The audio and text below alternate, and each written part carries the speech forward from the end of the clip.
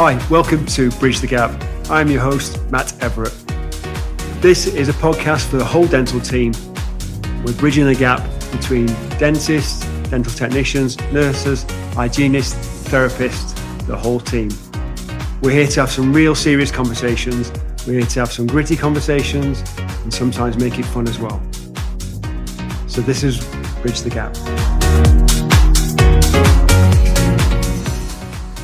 Well, welcome to Bridge the Gap podcast with me, Matt Everatt, your host. And today I'm absolutely honoured to have two of my most favourite people in the world. Dr. Barry Glasman has just flown in today from Florida to be with us on this very, very special podcast. And my wife, Helen, who's here to join us also. Now, this is a very, very, very close to my heart subject. And the title of this podcast is The Patients That Nobody Believed. And throughout the podcast, you'll get to know why we've used that title. It's a very, very close subject to my heart. And the reason why I've brought Helen in and Barry to this podcast. For many, many years, Barry has treated patients who suffer with chronic pain and headaches, migraines, and lots of other issues, which we'll get to learn about today. Barry's taught lots of dentists over the years how to treat these patients. So Barry moved from being a general dentist to be a pain specialist. And Helen herself has recently been diagnosed with Ehlers-Danlos Syndrome and also suffers with chronic pain. So do feel free to say a quick hello and who you are, and we'll open up with a straight into chronic pain. I guess I'm Barry because that's Helen. That's definitely Helen. That's so. Definitely Barry. Yes, and you're right. The movement from, think about this, the movement from what we call odontogenic pain, or pain related to teeth and gums and supporting structures, all what we call site-specific pain that you can look at, and someone comes to you and they've got a toothache, and you take an X-ray and you see a little black dot somewhere, whether it's on the tooth or behind the tooth or underneath the tooth, an X-ray, and you make a diagnosis, and everyone's happy with that because someone's in pain and now you have the cause. Then when you move to chronic pain and something that we call central sensitization, where the central nervous system is reading normal signals as abnormal, and then the things that you don't experience, the normal person doesn't experience and thinks is painful, becomes extremely painful to an individual. And yet what hurts is not what's causing the pain. This creates all kinds of problems, not only for the patient, but for the doctor who's trying to evaluate them and try to determine what the pain is. What can I do to get rid of that pain? As though there's that site error that I need to fix. Yeah. And as long as we're looking at the site of the pain, we'll never be able to help that patient. It takes a very, very special doctor to look beyond what's perhaps mechanical pain or what's on the surface or what presents, instead of actually taking that time and effort and having that compassion to look at the underlying issue, which could be something so unrelated, but it's manifesting itself in a really prevalent but different way. It's a great point, because the reality is that our current health system, whether it be here in the UK or in the United States, or from what I've learned just about everywhere, we're not moving to a more human environment. We're moving to a more code environment. What's the code? What's the code that I can get paid for, and how much time do I need to spend? One of the biggest issues that I had to move to is from doing a dental exam that took 3 minutes or 4 minutes, plus looking at X-rays and coming up with a treatment plan, to an initial history that oftentimes took 45 minutes to an hour. That just the initial history. Yeah. Well, who gets paid for that? Who does that? So I think as perhaps in clinics, that's the way things are going. But as general population, patients are getting more and more holistic because they're having to fend for themselves so much more and have to be, perhaps in my experience, on your lowest ebb before you seek help, that you'd much rather look at vagus nerve, central nervous system stuff yourself, to kind of to do with chronic pain and things like that, rather than perhaps see a doctor and be pigeonholed for something and have something perhaps quite superficial treated instead of. So I'm going to play Matt for a second, okay? Because I'm going to ask you a question Sure. because that really is interesting. Were there times that you went with this chronic pain, even possibly before the Ehlers-Danlos was prescribed, was diagnosed? Were there times that you went and were frustrated by the silo of information that treating physician what was looking at in terms of their training, as opposed to what you were going with? Definitely. Yeah. So I've been in, so all of my party tricks of being super bendy and being fantastic at gymnastics and things like that, all changed to pain when I was kind of went through puberty, 13, 14. So I've been in and out of physio, having various knees strapped in, kneecaps strapped in, shoulders, and things like that. And it was a huge amount of orthopedic surgeons and physiotherapists I'd seen. And then as I got older and had lots of back problems and then gynecology problems and things like that, time and time again, I would get blood work done and things like that and be like, do you know what? All You're really healthy. your results Oh my have God, come it's back. great news. You know, You with your arm hanging by a thread are the healthiest person I'll the see surgery was today. successful, but the Yeah. patient died. And Yeah, you literally, and you, well, that's so incredibly common. So to be clear to those that are listening, what Helen's dealing with is a disorder of connective tissue that leads to hypermobility. The number of people that have this hypermobility in Ehlers-Danlos Syndrome that don't know it, mind blowing. I've gone into a store and gotten checked out by someone and watched the shoulder, and I thought to myself, "Oh my God, look at that shoulder bend!" And then we'll do a test on the finger. I said, "Let me." The woman's going crazy because all she wants to do is check me out and go to the next customer. And I said, "No, stop! Let me see your hand." And I go and check. Right, show me your hand.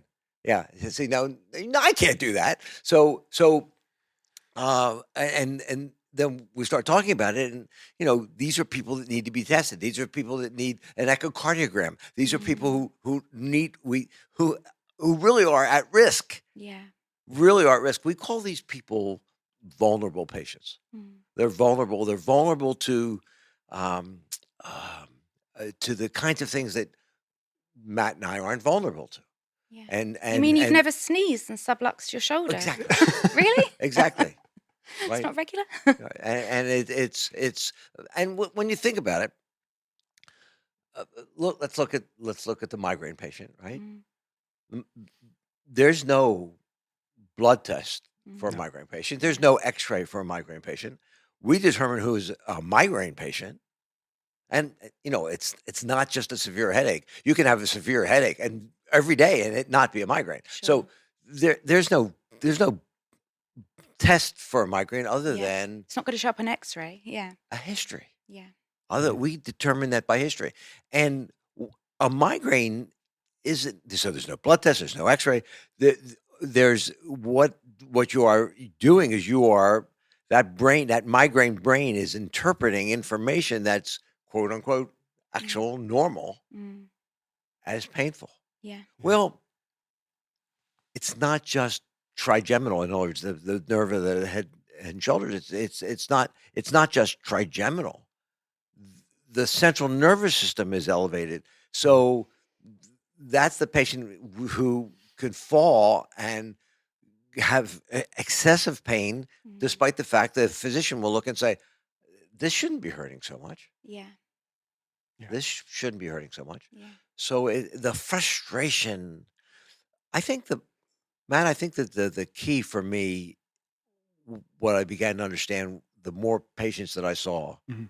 the more I realized that first visit was so incredibly important. Yeah. Because the majority of our patients came to us already angry. Yeah. They were already expecting me not to focus in it because I'm a dentist. They thought I was Sure. going to look at their teeth. You know? Yeah. So they're already angry because they know it's not their teeth. They Yeah. know it's not their anything. I don't know why I'm going to a dentist, though they were referred for their chronic pain. And in essence, there's a degree of hopelessness, Yeah. 100%. and you can't get better. No. Because to get to you, I bet they've probably been through how many doctors' The average was offices? 6. Really? The Before they average was come to 6, you? but there were 10 and 11 physicians. And so sometimes. 6 professionals, medical professionals, who have either not been able to fix it or not been able to help or not. Or fix their thing.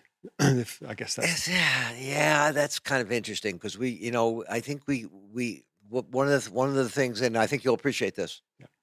We get out of the concept of fixing. Yeah. but Oh, so many yeah. But you physicians can't, don't, right? you can't fix a migraine brain. No. Yeah. But It's so a many, migraine brain. but there are so many elements that physicians would go. Great example. You went to see a shoulder specialist, Yeah. and he said, "You're done. I've done surgery. You're fixed." Oh, You're- yeah, it's- yeah. You're discharged now. discharged, I've you're great. literally bolted Welcome you to back surgery. together. Sorry. But I did recently, and I was telling you about it earlier, see for the very first time in 30 years, a head physio who was looking at me holistically, diagnosed functional neurological disorder, and said, actually, kind of for the first time ever, get out of physiotherapy because you're in such your central nervous system is on high alert. You're chronically fearful of movement at a subconscious level. That actually doing all the physio that I've been doing for 30 years, I'm guarded so much that actually it was really liberating for somebody in a white coat to say, move, stop being scared. You're going to hurt. You're going to hurt. You hurt regardless. So why not hurt a little bit more? See what happens. Yes. Trying to disarm And that. understanding that, so once this, think about this, let's go back. Mm. Think about, where did this start to go in this direction? We used the word fix. Yeah. Mhm. And we moved from now the word fix to the word management. Yeah. And when we move to management, now it's an acceptance of the fact that there's a disorder and that for some reason God or Darwin, Mm. and I don't want to get into that argument, but God or Darwin has created this vulnerability, this physiological Mhm. vulnerability. And now, rather than this concept, I need this diagnosed so that I can fix it, which can't be done. Mhm. We're talking about genetics. We're talking about neurophysiology. We're talking about it's a complicated. Our systems are complex. Mm. Complicated means that there's lots of pieces, but I can figure it out because it's a complicated puzzle. But I can figure it out because if I get all the pieces together right, you'll be okay. Mhm. But the body isn't complicated. Yeah. I mean, something like Ehlers-Danlos, which is multisystemic anyway. Exactly. Like, So therefore, it's complex. mm. Complexity doesn't have an answer. It has a unique answer for Helen. Mm. And that unique answer for Helen has to be, how do we manage these symptoms and deal with her? And let's not think that, and people misunderstand this. And they think that what we're suggesting is there's some psychological, that it's not really, you're not really sick. It's psychosomatic. Yeah. No, it's not that it's psychosomatic, but you can't separate Yeah. the emotional status it has a toll on you, and that's my whole understanding of chronic pain. You can't be in pain and it not have an effect Of, on like your mental of health and course, everything else. of course, It's of yeah. course. And how many? So I'm in dealing with dentistry, Matt. You know this better than anyone. Do dentists want to treat chronic pain?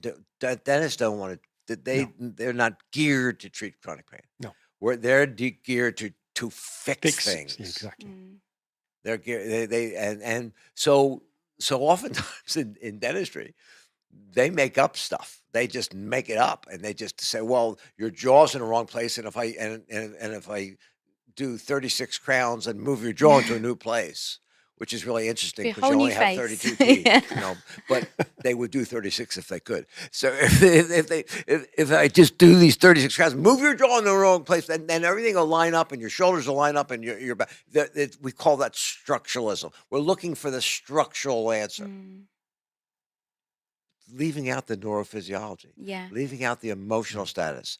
And people get upset when you start talking about emotion because they, again, when a patient would come to me and we would suggest in the beginning, I would inappropriately and improperly suggest they see my well-trained clinical psychologist. Mm, Well, they would yeah. get angry. Why would they get angry? Because they perceive that you think it's in their head. Bingo. Yeah. That it's psychosomatic. That Mm, there's nothing wrong with me. I know there's something wrong with me. yeah. It hurts, But it's not black and white, but is they it? can't. Right. Yeah. But when I began to understand that we would tell them right from the start, listen, we're going to do all we can to in a biomedical way to reduce and control the Mm, intensity and frequency of your pain. But in the meantime, what I want you to do is I want you to see Dr. Sadiq. Mhm. He's the clinical psychologist that works in our office. mm, Now, that does not mean I don't believe you. yeah. Listen to me carefully, Helen. Your pain is real. It's real. We know that. It doesn't come from a specific place. Mhm. It's complex. Mm, We're going to do all we can to reduce the causes, some of the multiple causes, the contributing factors mm, to your pain pattern.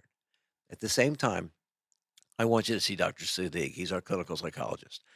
Listen to me carefully. He doesn't have a couch.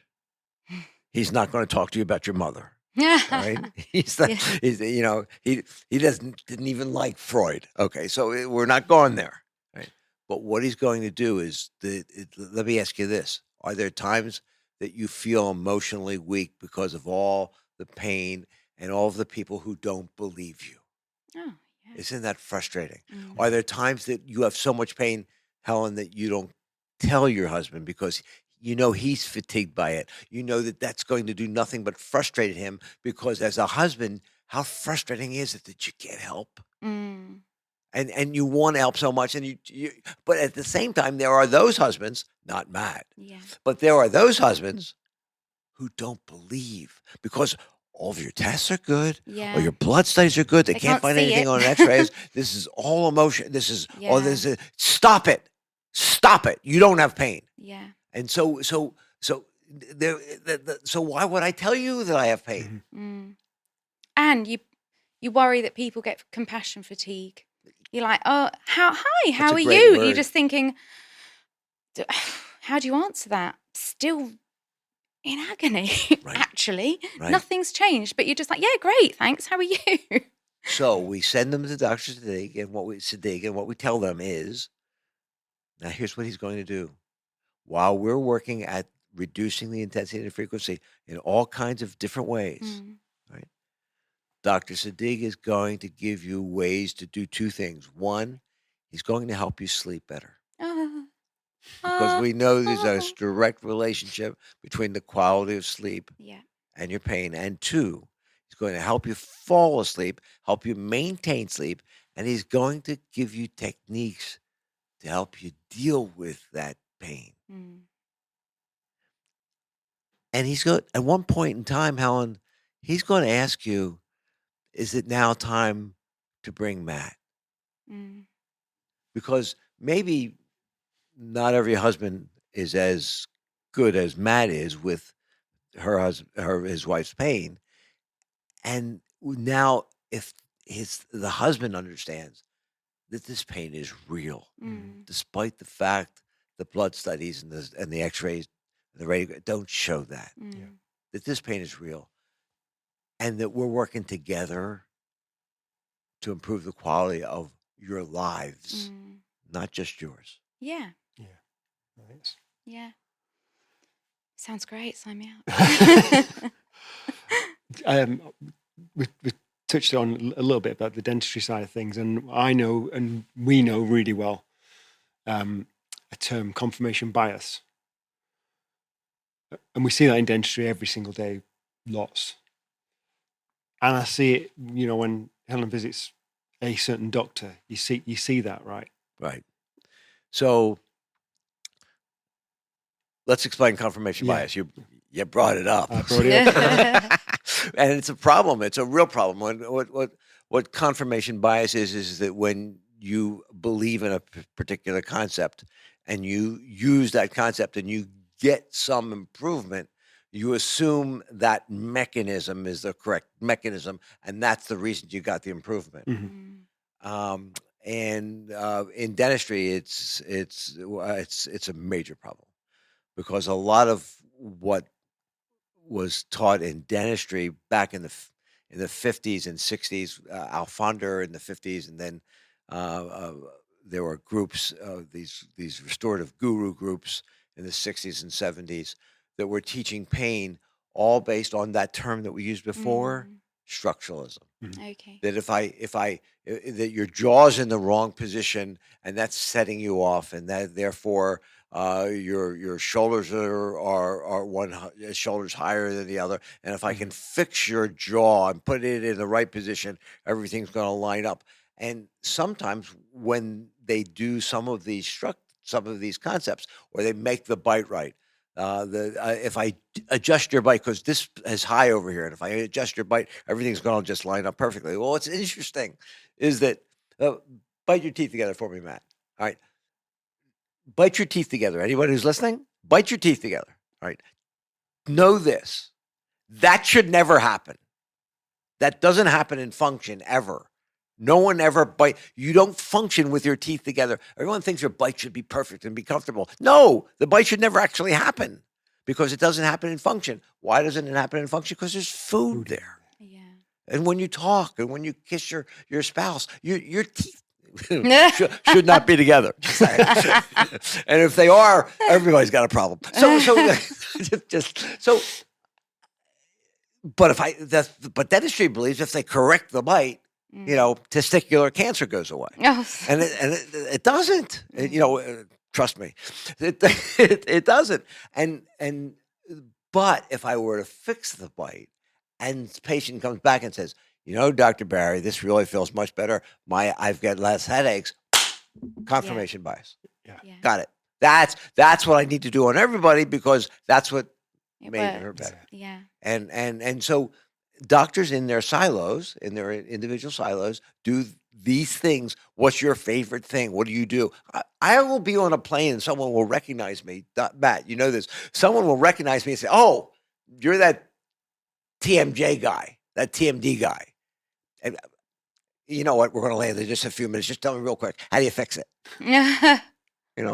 It's like seeing an orthopod and seeing how he knows he's a knee surgeon. You're that knee guy.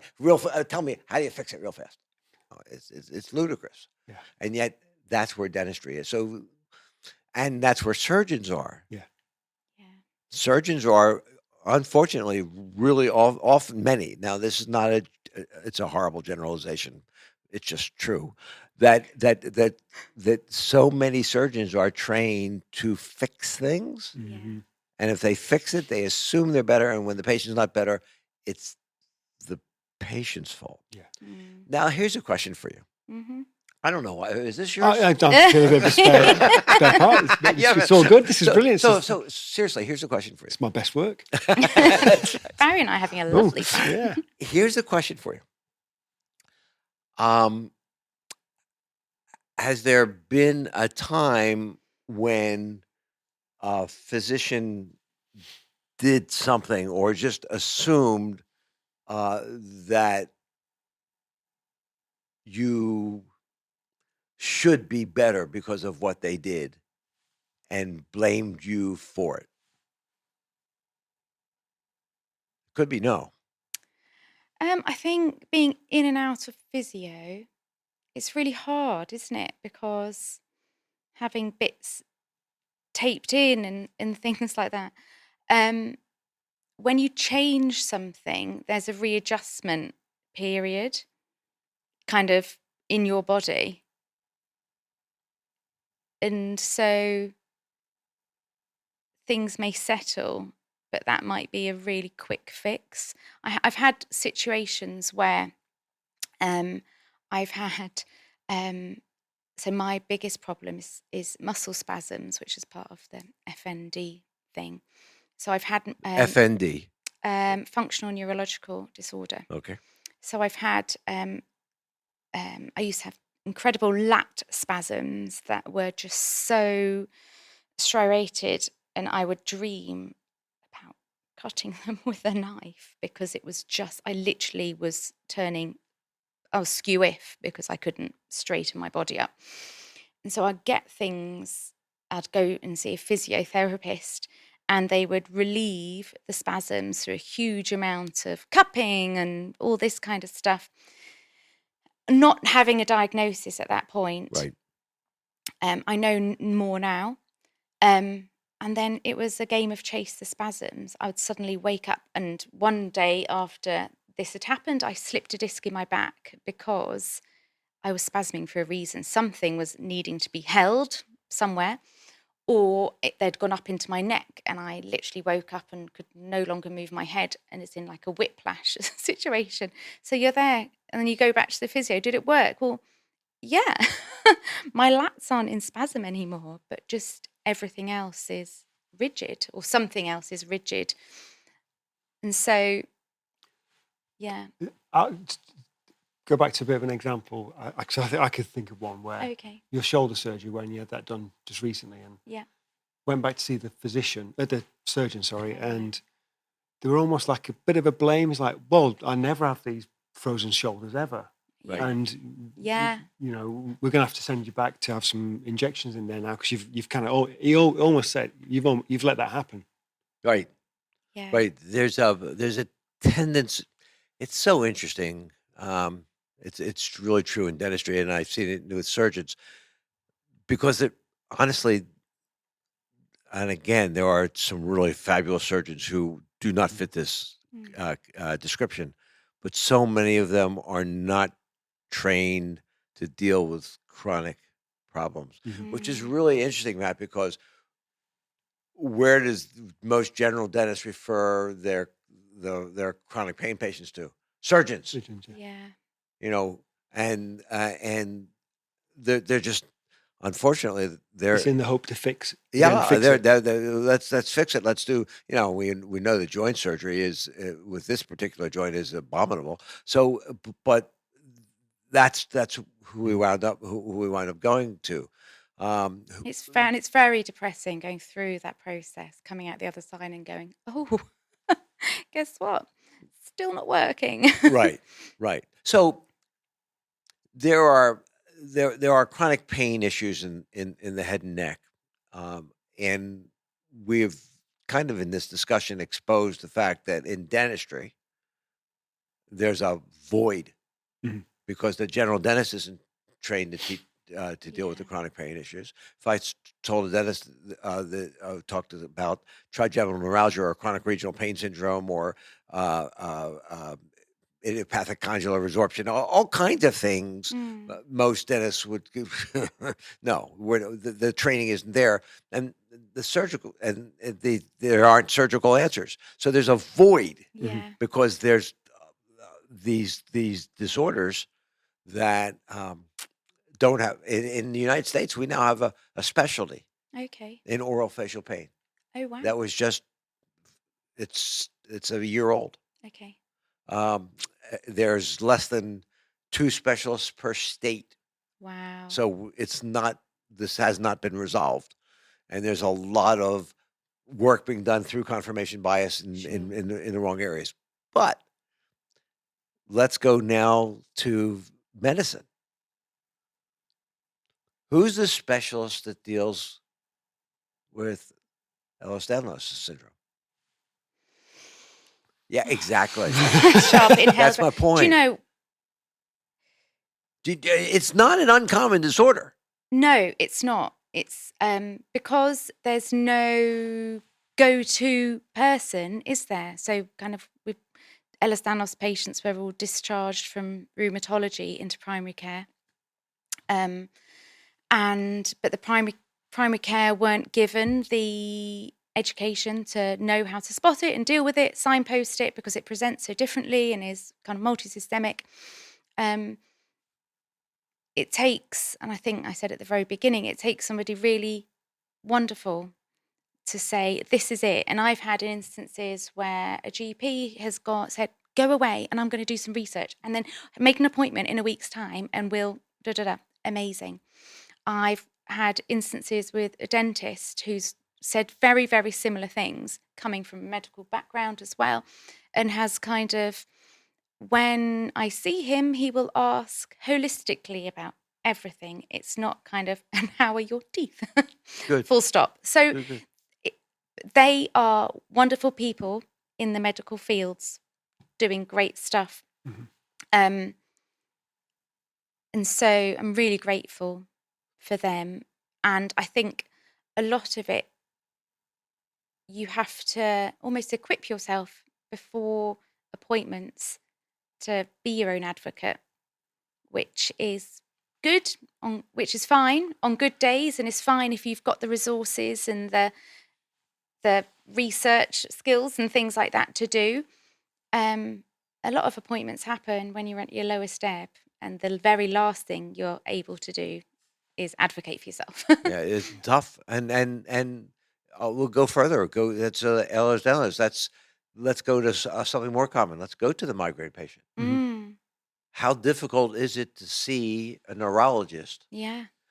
Not just a neurologist, Yeah. because there are neurologists who don't want to deal with headache. Oh, okay. So now you need to see a neurologist that is, in fact, a headache specialist. Yeah. How difficult is? How many people have migraine? Yeah. And whose lives are significantly affected. I mean, we've got a large piece of our population has chronic migraine, which means that there are at least 15 or 16 headache days a month. Oh gosh. A month. It's just And these headaches last from 4 to 72 hours, and they can be severe. They are not always Mhm. severe, but we're talking about life altering. Yeah. You know, Matt and I were in the car coming back from the airport Couple an hours hour ago, and after being up all night, and No. just saying, and Doing Gets great, Barry. paid well. we were talking about situations at work where there are people who people are depending on. They need to be at work. They need to do their job. They need to be there, 5 days a week, Yeah. 40 hours a week. How do you do that Yeah. if you're a chronic migrainer? Yeah. Absolutely. And Botox is not the answer for every migrainer. That's a long, the Botox was the most ridiculous. Don't start me. The Botox got approved for chronic migraine by, in the trials, reducing the number of headache days for a migrainer 2 days more per month than placebo. Oh. Yeah. Yeah. Trust me. Wow. And the injection series was totally made up Okay. and then tried. And it's something that you have to repeatedly. Every 3 Yeah. months. Oh wow. Every 3 months, and it's not inexpensive. Mm. Nor does it resolve all of them, all the migraines. And the number of people that have migraines then don't realize that they're migraines, Mm-hmm. because everyone thinks that every migraine is vomits and is nauseous and is light sensitive, and none of Yeah. that's true. So you be a migrainer. You can actually have migraine without pain, but that's another story. You can have a migraine in your tooth. You can have a migraine in your face. It's really interesting. But these migraineurs' lives are literally Mhm. significantly altered. And again, what I'm getting at is that will this surprise us? The the medical distribution of care Mm. is so weak. Yeah. And, Helen, you're very fortunate. Yeah. You're very fortunate. You're fortunate because you have a bright husband, you have a caring husband, and you've managed to find a way, and you understand now that your knowledge of your disorder Mhm. Mm. has done more for your health Yep. than anyone physically has done. The fact that you know what this is, the fact that you can battle it yourself, you have the power to do that. Mm. Yeah, it's not always been easy. I think I have always thought about most things, knowledge is power and stuff, but you do find yourself, I have found myself going down rabbit holes of more and more Mhm. knowledge, and then it's overwhelming. You're just thinking, I can't get out of this. Okay. So it can kind of rear its ugly head, and that's where kind of the whole mental health thing comes back at you. But I think ultimately you can't be defined solely by your illness, even though if it's chronic, it is there constantly. Right. But there's got to be other stuff going on. There's got to be relationships, families, hobby, whatever. But you've learned that. Look what you've done. Absolutely, because Look what if you've learned not, that. then you'd succumb to it, wouldn't you? Well, so what I'm getting at is, let's look at the people who aren't as fortunate, Mhm. 100%. who's our medical systems, whether it be NIH, NHS. NHS Mm, here, or our healthcare system with our insurance system in the United States. It's you know the fact that we had a CEO murdered yeah. recently um, is just indicative of some of the frustrations Mm, Mhm. that our chronic pain and our mm, severely ill are dealing with. And you do have to ask yourself, when you look at the physicians that you're dealing with, the ones you're most satisfied with, mm, the ones that have helped you, the ones mm. that have led you to where you now are, which is far from 100%, but Mhm. far from where you were. Sure, I sure. know, I've watched. Yeah, yeah. Okay. Average age. The average age of the physicians that you're most pleased with, that have helped you the most. Um, older, yeah, Yes. 50 plus. My Yeah, that's my point. yeah. Oh, people that talk to you on a human level and don't do the whole boxing thing and can have that humility where I don't know what's going on. Let's try this. Are you willing to? Or let's look at this holistically. It can't just be, or let's get more help.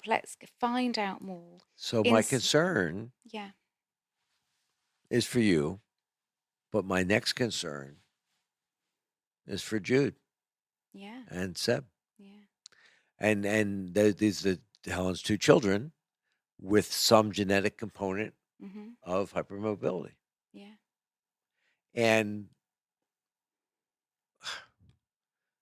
is the next generation of physicians going to have the sense of humanity that we need to deal with chronic pain? It's a $1 million question. It really, isn't it? I mean, thinking of, there's a younger dentist that you see Yep. Yeah. that Actually, yeah. kind of, but I suppose he's duly qualified as well. He's medic and dentist. So I think he tends to look at patients a little bit different anyway. Matt, do you worry about the young dentist? The young dentist do you feel that the young dentist is as geared to quality care? That's a whole new subject, and I think Well, we'll save it for another podcast. probably But in that, I think we mentioned silos before, and I think our national health system it is that way, and in dentistry particularly, there's no other way, because it will only operate in one way, so they have to work in silos, and in fact, it's very close to being done. It's finished. In private dentistry, I think there are dentists out there that do operate more holistically and more see the patient as a human being. Right. And Yeah. ever the optimist. I think so we've also got a 22-year-old, Yeah. and watching her and her friends, they care so much more about nutrition. Yeah. They care so much more about their holistic health. They are so much more in tune with their mental health and things like that. And these are educated and getting higher educated. This is general population of that era, those generations. And I think generally as culture is becoming more and more holistic. I know from a medical perspective, perhaps they're being taught very kind of boxed, but I just think culturally, people who are going into training that way, as an optimist. From your lips to God's ears, because it's a great concern for me. I often think to myself, we know we're going to robotics. We know we're going to AI. We know medicine is going to change. We're actually there's a consideration, incredible as this is to lower the number of years people spend in medical school, because the thought is, well, AI is going to ChatGPT will take care of that. exactly right. Right. Oh, God. My wife doesn't need a physician; she's got her computer. Not a husband. Trust me, it drives me crazy. But I'm hopeful. I'd like to think that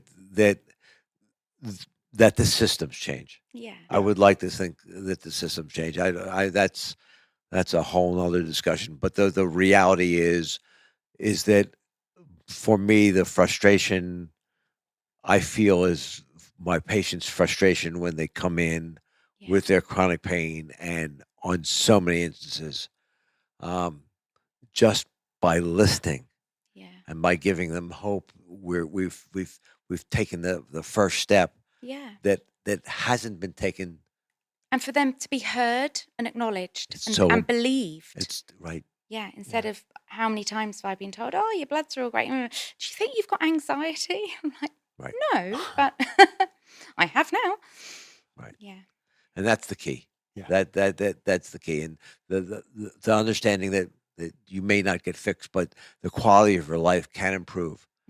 And a lot of times, as we've talked before, it includes involving the spouse and bringing the spouse in, and ending his frustration because he can't help you, and you're not asking for his help; you're just asking for his love. Yeah. No, you're very good. I'm very lucky. No, I think it's really important, isn't it, to be understanding and get to know it as well, because I've seen your frustration when you've gone to a physician with all the hope in the world. And I remember Christmas. Was it Christmas Eve? Christmas Eve? Oh, I can't. Go on. We won't mention the hospital, but you went to see the pain specialist, and you were. I'm so looking forward to this appointment. Christmas Eve. Yeah. It was Christmas Eve. 9 a.m. Christmas Eve, and so looking forward to this appointment, because it's the first time this guy gave me some hope. And then talk about working in silos. You went there and he got this letter in front of him that you've been referred to the Stanmore Clinic. Yep. So he just went, I'm just going to leave you to them now. Right. And that hope just crushed Right. at that point. But In his defense, yes, it all makes sense. does I now. just think But as a patient, it's just really hard, isn't it? When you turn up somewhere and you're either full of hope or you're in your last ebb, or you're having to go through everything again, blow by blow, and feel that you've worked up to this appointment for Yeah. perhaps 6, 8, 10, 12, 20 weeks. They're seeing 10 of you a day. Right. So that you're putting them on a massive pedestal. They're just wanting to get you through the clinic. But that's the difference between the person who has a broken arm Yeah, and a broken central nervous system. yeah. And when it's a vulnerable central nervous system, Mm, I'm sorry, we need to have a place for them to go that's different, yeah, where someone has a different mindset yeah. than the broken arm. And until we have that, and until we make it so that it's not as difficult as it's been, they don't have to go through what you have gone through Mm, to get to where you are. mm, It's almost unfair, and there are times I share tears with these people mm, because you see, I mean, they come angry, they come upset, they come, they filled out the forms before, and within the first 2 minutes, you see their eyes start to light up because I've done mm. something Yeah. that no one has done before for them anyway. And what was Listened that? and I actually read the believed. forms. Yeah, I actually read the forms, yeah, and I knew who they were before they got here, and I knew what some of their frustrations were. yeah. And if nothing else, the hope, because you can't get better without it. Yeah. Mm, That I think that kind of wraps it up really nicely, because one of the questions I asked you was about hopelessness, but you finished it nicely with hope, and I think that's a real positive thing to finish on. Is there anything you'd like to just add as a little closer? Because this is a real treat for me. Like, I've just had to sit here and listen to talk, and which two of my most favorite people in the world. Aw. So, yeah, is there anything you'd like to end on? Well, I'll just say that I think Helen being here is meaningful. I think that Matt, it's a great topic. It's th- this there have to be so many people that will hear this Yeah. that can identify in some way, shape, or form. And it doesn't have to be Ehlers-Danlos. It could be. I mean, there are so many chronic disorders, and it could be daily.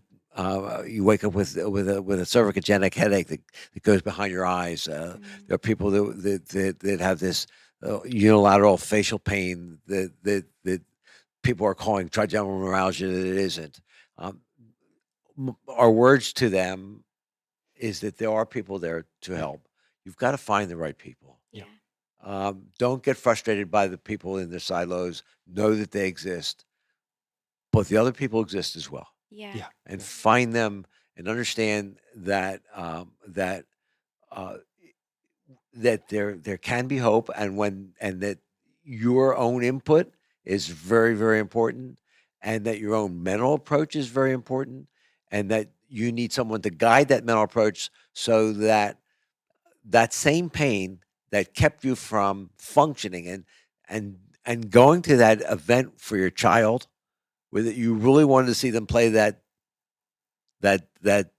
football game, and you really wanted to go, and you just didn't have it. There are ways to make that happen, Yeah. and you can live your life and not feel as though, understand that this may be something you have to deal with for your life, for the rest of your life, but you can do this, and you can live as normally as possible, understanding your own vulnerability. But you've got to find the right people to guide you. Absolutely, yeah. No, I think that's really wise and exactly how you've been practicing in a multidisciplinarian